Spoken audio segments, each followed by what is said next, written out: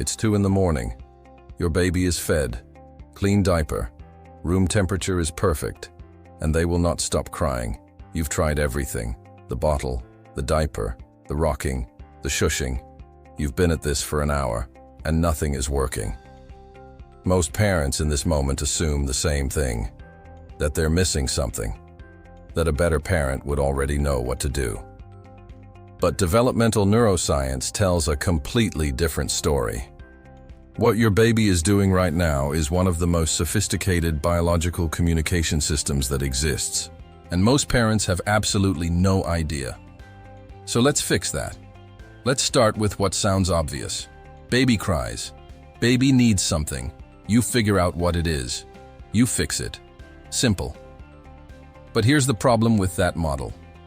By the time your baby is crying, you've already missed the first half of the conversation. Because crying is not your baby's first signal. It's their last signal. The alarm that goes off only after every earlier attempt at communication has been ignored. Here's what nobody tells you at the hospital. A newborn's brain is only 25% developed at birth.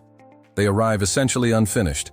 Every other mammal is born with far more neurological development. A foal walks within hours of birth. A human infant cannot even hold their own head up. This isn't a flaw. It's evolutionary design. Human babies are born early because their rapidly developing brains would be too large to survive birth any later. Which means your baby enters the world with a nervous system that is genuinely not ready. And crying is the only output that nervous system knows how to produce. Your baby isn't crying because you're failing. They're crying because their brain is still being built. And you are the environment that builds it. Now here's where it gets genuinely interesting. Because not all crying sounds the same. And that's not accidental. In 2012, researchers at the University of Cambridge analyzed the acoustic patterns of infant cries across hundreds of babies. What they found changed the field entirely. There are distinct measurable acoustic differences between a hunger cry, a pain cry, a tiredness cry, and an overstimulation cry. The frequencies are different. The rhythm is different. The intervals between cries are different. Your baby is not making random noise. They are sending specific signals. And your brain as a parent is already wired to receive them. You just don't know it yet. Studies show that within the first 3 weeks, a mother can identify her own baby's cry from a recording with over 90% accuracy, not by training, not by studying, by pure instinct. You already speak this language. You just haven't realized it yet. So let's go through each cry. Starting with the most common one that most parents misread every single time. Hunger. A hunger cry is rhythmic. It builds gradually from a soft request into something louder. It has a predictable cycle. Cry, pause. Your baby is not panicking. They are asking. But here's what most parents miss entirely. By the time you hear that cry, your baby has been signaling hunger for several minutes already. Rooting, sucking on their fist, turning their head side to side. Learn those earlier signals and you will almost never reach the full meltdown. The cry is the escalation, not the opening statement.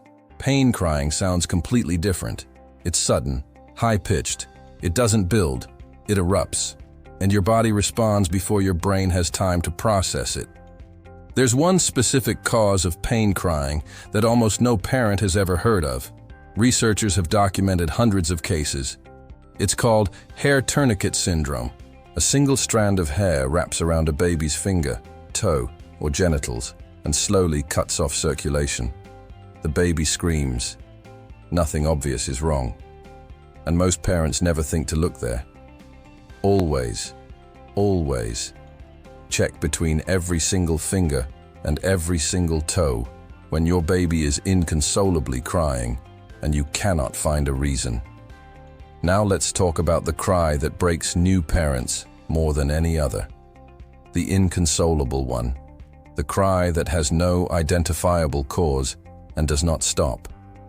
If your baby cries for more than 3 hours a day, more than 3 days a week, for more than 3 consecutive weeks, that meets the clinical definition of colic. It affects approximately 20% of all babies worldwide. Here is what science actually knows about colic. The mechanism is still not fully understood.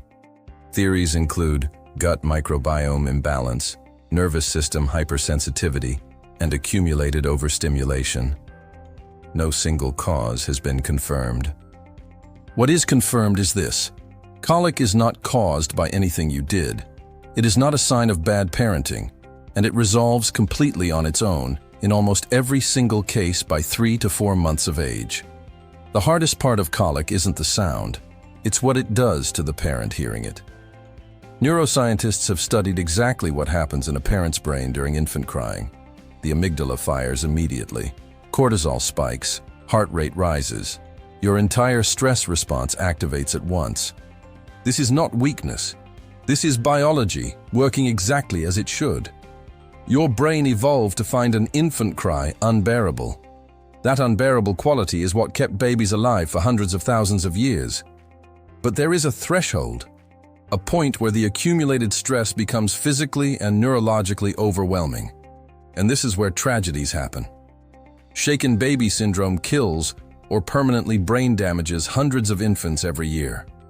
Almost always by a parent or caregiver who simply reached their breaking point. If you feel yourself approaching that edge, put the baby down safely. Walk out of the room. Call someone. This is not abandonment. This is the most responsible thing you can do. A regulated parent is always better for your baby than a desperate one. Always. Now here is something that almost nobody talks about. When your baby cries and you respond, not perfectly, not immediately, just consistently, something extraordinary is happening inside their brain. Researchers at Harvard's Center on the Developing Child documented what they call serve and return interaction. Every time your baby signals a need and you respond, a neural connection forms in their developing brain. In the first years of life, a baby's brain forms up to 1 million new neural connections per second. The single biggest driver of healthy development is responsive caregiving.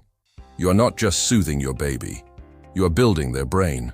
Studies following children into adulthood found that consistent early responsiveness is one of the strongest predictors of emotional regulation, resilience under stress, and academic performance decades later.